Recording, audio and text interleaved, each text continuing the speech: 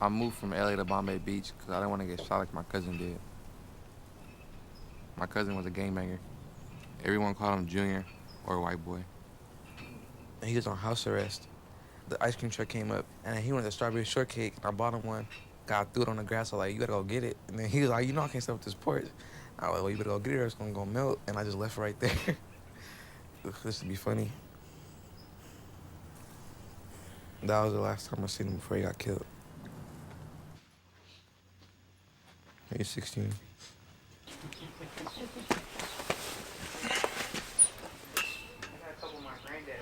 When I was 15 years old, I moved out here, not knowing at all what I was getting into, going to live with my dad after my mom and dad got a divorce.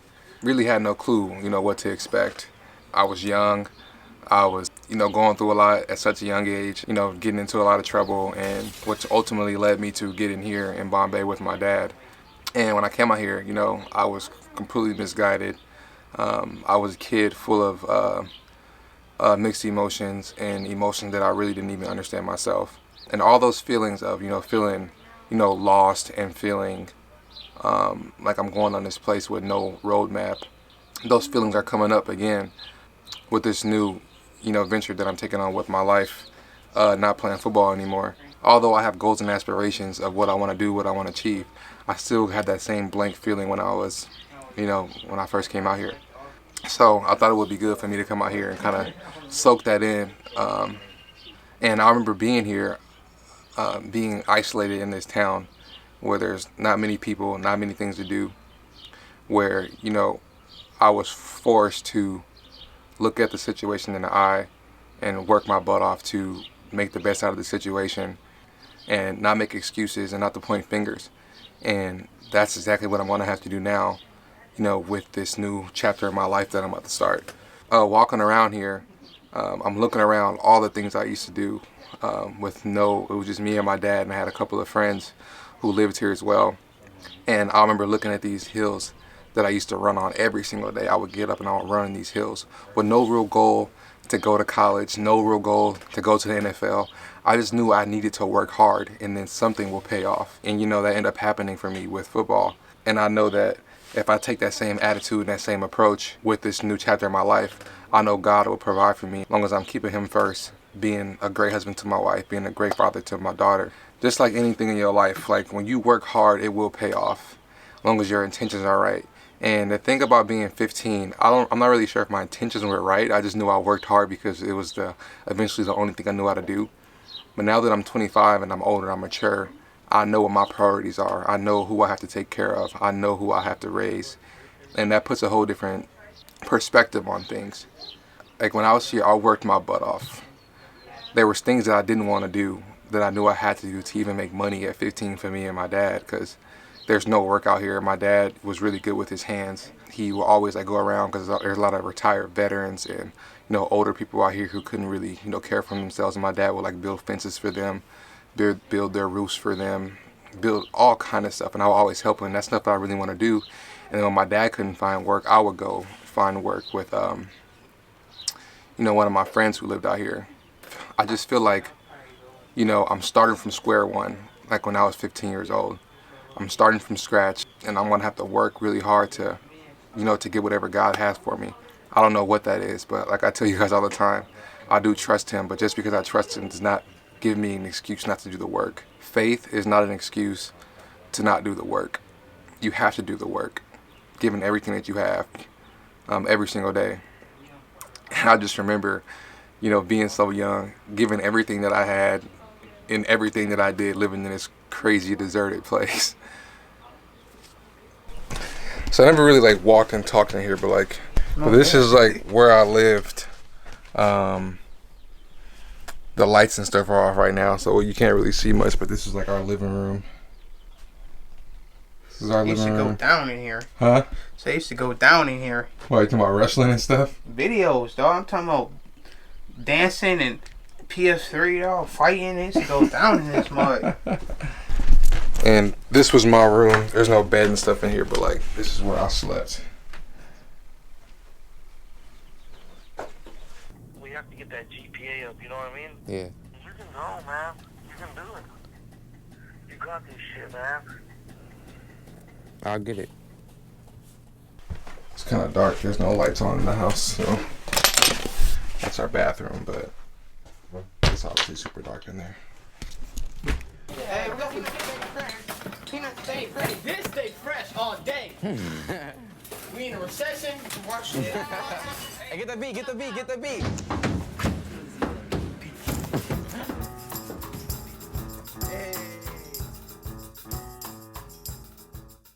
Stay doing something, you know. We was coming up. I think you was always a little bit a harder worker than me in some aspects. I wish I had that.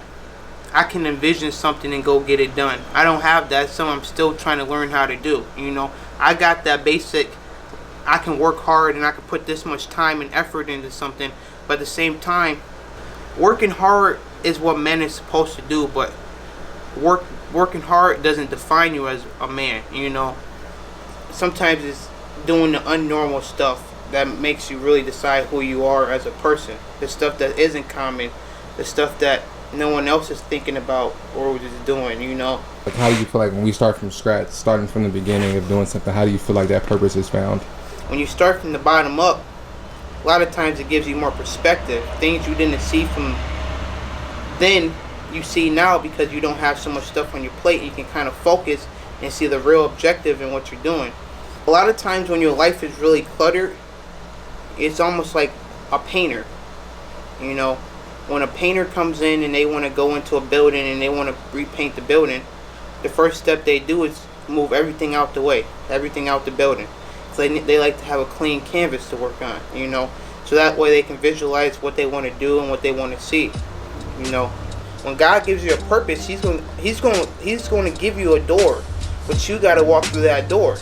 And if you walk through that door, you're gonna reap the reward. You know what I mean? But sometimes that door only comes so often. So that's why you gotta really walk by faith. Really, you know, you're not gonna always be sure what you're getting yourself into, or what you're doing, and anything. You might have that one chance to really do something wonderful in your life and to make a change or to get that dream job or whatever you want. But if you don't walk by faith and believe that if I work hard and with God be on my back, I can do it, it's not going to happen. It's just not. The journey molds you more than the finished product. You know what I mean? And that's the problem with the world. It's too much it's too many. I'm sorry. Go ahead. It's just too many people out here putting out finished products and you're not working hard to attain it. And it's like overnight fame. I feel like my purpose is to be a good person and to be a good neighbor and to try to just be a good person, you know, and to help people, you know. No matter where I'm at in life, I could be in Bombay, I could be in Michigan, I could be in wherever God has me next, you know. Nothing changed. I'm here. I'm on this earth to help the next man coming up, you know, to make the next person's life a little easier. When you truly have it all in life, it's gonna be in here. You gonna know it. Like, there's nothing more I can do, and there's nothing more God has on my plate for me to do, because everything He's putting in my plate, I'm accomplishing it, you know, because that's what He's gonna do. If I could talk to anybody on a planet, I would want them to take one thing away from what I'm saying. It's just, you know, no matter what religion you say you are or what you focus on, you know, I mean, at the end of the day, we all believe in some type of God, you know. And at the end of the day, just respect people and love your neighbor, you know, and be a good person and invest in people. And that's truly, I think, the most important lesson God really wanted us to learn. You know, if I take the time out of my day to talk to someone that I don't know, I'm invested in that person, because I care about that person. I care about that person's life. And I don't see a dollar sign or where I can benefit from talking to them or what they can do to benefit my life. No, I'm just generally interested in that person, and I want to get to know them, and I want to see how I can help them and make their day better. If everyone thought like that, I think the world would be a better place.